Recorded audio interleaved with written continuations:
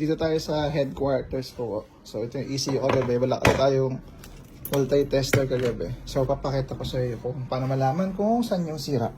Buksan ko muna ulit. Dapat may mariread tayo pag chinek natin itong mga paa na to. Okay, so stay put mo lang ng ganyan para kita sa isang frame ta. Ayan.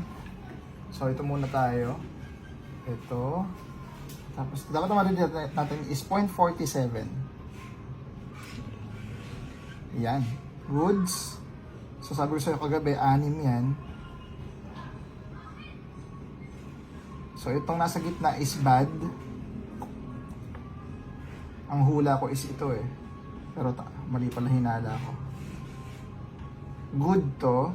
Then we have another 3 in the bottom corner. Good. Good. Good. So ito lang yung sira. Ito. Okay, papalitan ko yan. May pamalit tayo yan dito sa Speed Up Garage. Ito siya. Ayan. Na-order sa Shopee ng Speed Up Garage. Yung mga puti-puti, lilinisan muna natin yan. So, yan. Tingin ka lang dyan. Mahirap itong pinapagawa mo sa akin, Joe. Okay. So, parang sa pag nagbubunot ka ng ipin, di ba? Sterilize mo muna yung mga gilid-gilid. Tapos palitan natin siya.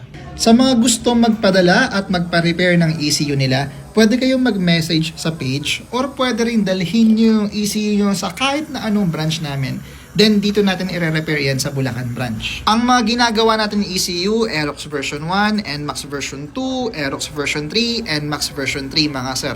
Yung mga error na usually yung ginagawa natin is Horror 12, yung P0335, VVA error, Error 21, Error 42, at kung ano-ano pa. Pwede kayo mag-inquire sa page, mga sir. Ang minimum charge natin dito is 3,500 pesos. Ito na nga, problem solve. Yes, sir!